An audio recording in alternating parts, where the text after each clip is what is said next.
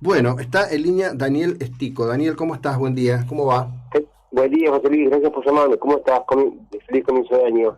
Bueno, esperemos todos, qué sé yo, con todos los interrogantes que tenemos, realmente por cómo viene la cuestión, ¿no? Que hace que nos llenemos de preguntas, pero bueno, tratando de encontrar respuestas y te agradezco siempre lo que nos aportás.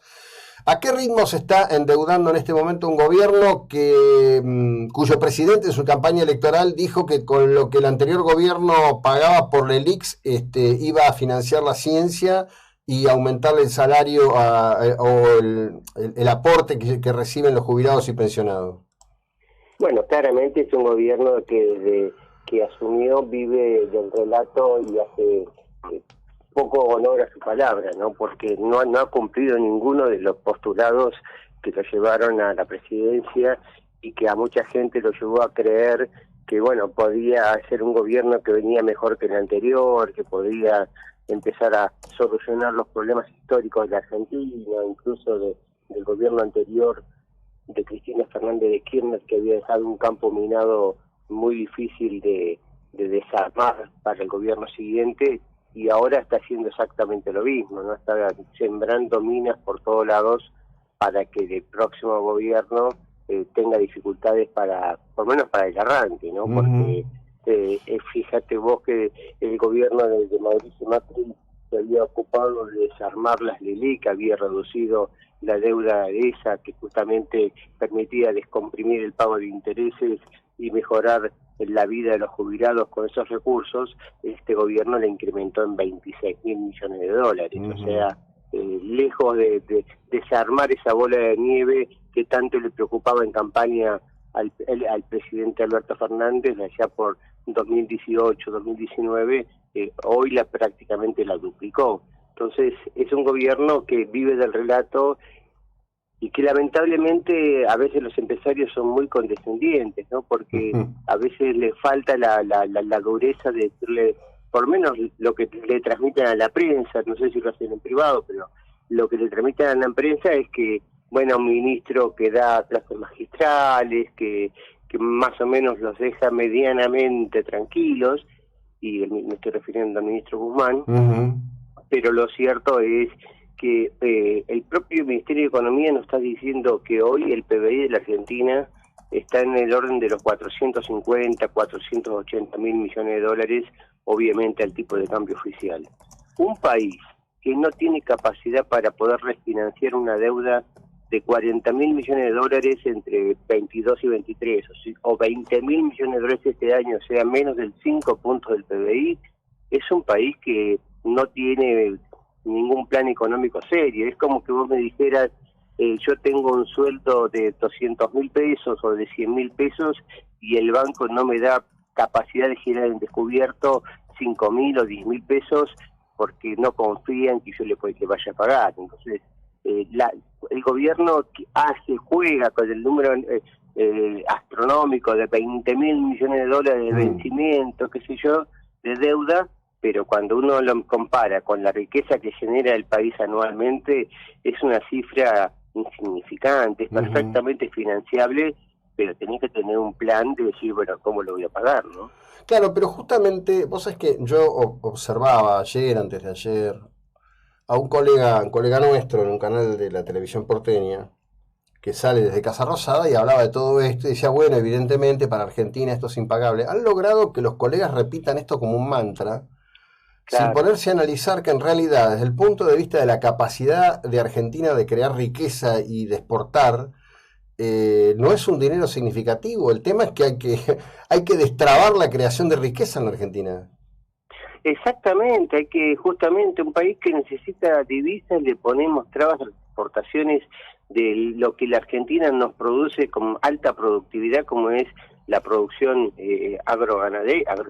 agrícola-ganadera, ¿no? Es decir, Ujú. tanto la limitación es la exportación de carnes, vacunas, de cerdo, etcétera, limitaciones a las exportaciones de trigo, de maíz, cupo para todo, cuando tendría que ser todo lo contrario, facilitemos el negocio de exportación, porque eso moviliza el comercio, eso moviliza el sistema bancario, eso moviliza el sistema de seguros y eso obviamente moviliza el empleo de calidad, porque hoy producir campo, sea, ya te digo, agrícola o ganadero, es generar riqueza también en materia de retención de talentos, ingenieros agrónomos, fitosanitarios, etcétera, y después mueve el comercio y mueve las economías regionales, pero tenemos un gobierno que es miope, que está más preocupado por el relato que por hacer política económica, y un ministro de Economía que no ejerce el cargo. Es todo cuando lo poco que se escucha hablar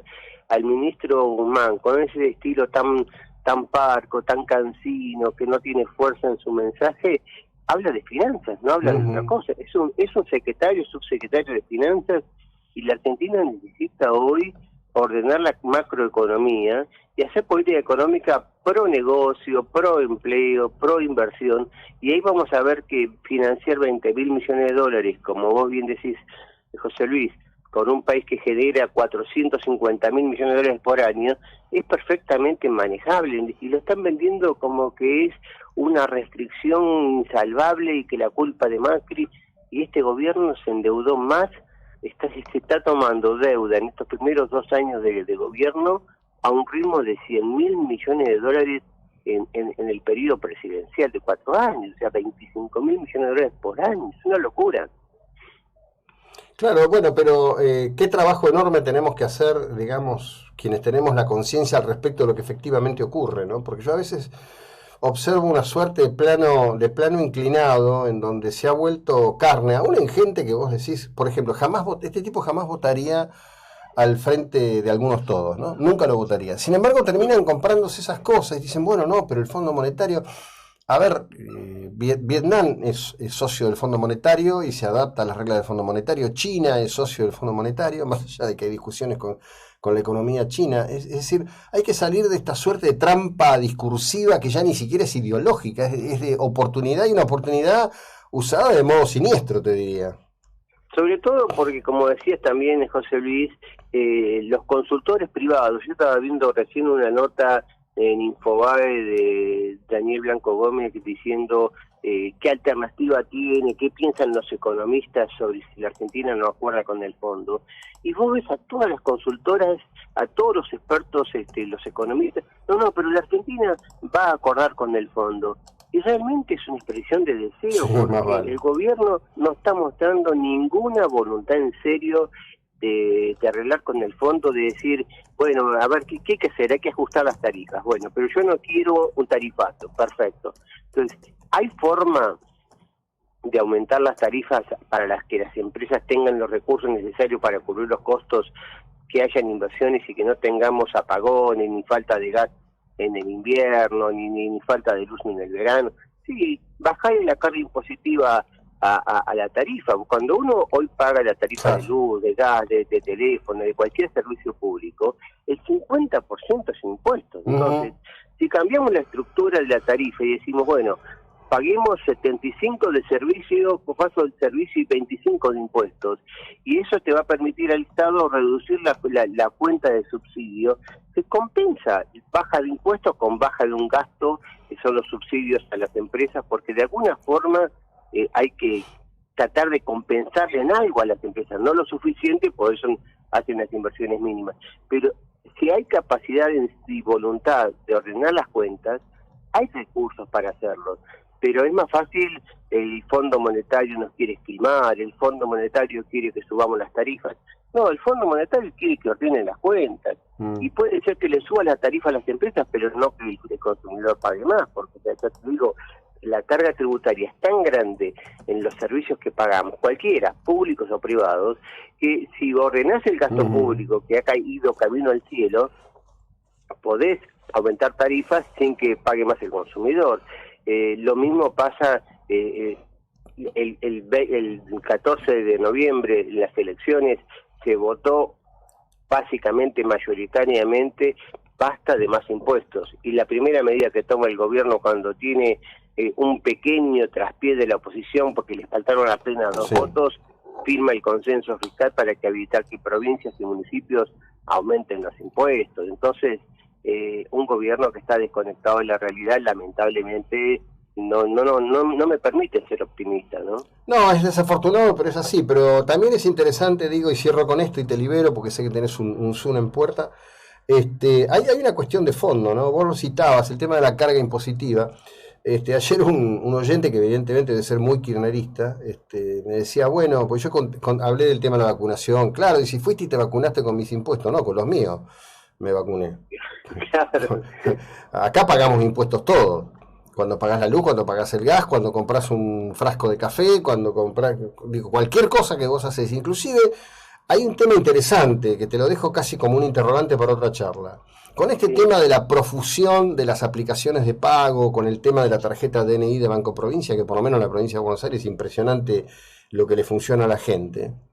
Ya prácticamente eso de decir que ibas al almacén y pagabas en negro es un cuento chino. Se vuelve una proporción muy baja lo que se podría negrear en un almacén de barrio, a contrario censo de lo que se creía hace 15 años, por ejemplo. Pero claro, José Luis, fíjate vos que según los informes que hace Redlink, que incluye justamente al Banco Provincia, a gran parte de la banca pública, el movimiento del dinero electrónico hoy ya representa el 30% del PBI. O sea, la bancarización de gente que no operaba con con los bancos se fue incrementando sustancialmente a partir de que en su momento el IFE, la UH, todos los planes sociales se fueron bancarizando, y entonces el perceptor ya dejó de depender del puntero de la esquina y el ANSES le deposita en cuenta bancaria, y eso moviliza más economía formal, menos en negro, y lo vimos que la recaudación en este año 2021 que acaba de terminar aumentó 12 puntos más que la tasa de inflación. O sea, hubo un crecimiento real.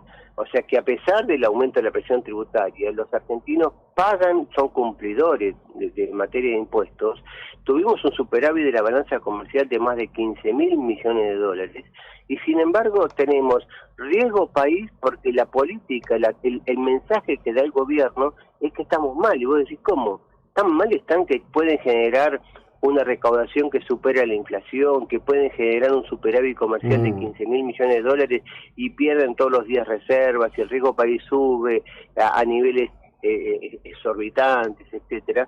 Es simplemente porque el relato no está de acuerdo con la realidad, y entonces vos decís, ¿hacia dónde vamos? Y bueno, hasta que, como vos bien decís, empresarios y periodistas no tengan la capacidad de decir, esto está mal, esto no es así como me estás diciendo. Ayer en Economía me criticaba en la nota que publicaba en Infobae sobre que en el gobierno de Alberto Fernández la deuda aumentó en 40.000 millones de dólares en los primeros 2 años, ¿no? Solamente Administración Central, ya te digo, sube a más de 60.000 millones de dólares si agregamos la deuda con el Banco Central. Me dice, no podés convertir deuda en pesos al equivalente en dólares. Y en los informes mensuales del propio Ministerio de Economía, de la Secretaría de Finanzas, hacen eso. O sea, yo tomo los datos oficiales y no me pongo a hacer las cuentas. Claro. Entonces, si el propio elaborador de las estadísticas oficiales dice que lo que está informando está mal, tenemos un problema mayúsculo en Argentina, por lo menos con la gente que hoy nos está conduciendo, ¿no? Y viven en una realidad paralela. El tema es que nos quieren meter a todos los demás en el corsé, y evidentemente el sentido común hace que resistamos. Te agradezco mucho, que sea el mejor año posible. Te mando un abrazo. Muchas gracias. Igualmente, gracias por llamarme. Un fuerte abrazo. Bueno, Daniel Estico, economista, justamente había elaborado ese informe, ¿no? El gobierno toma deuda a un promedio de 7 millones por minuto.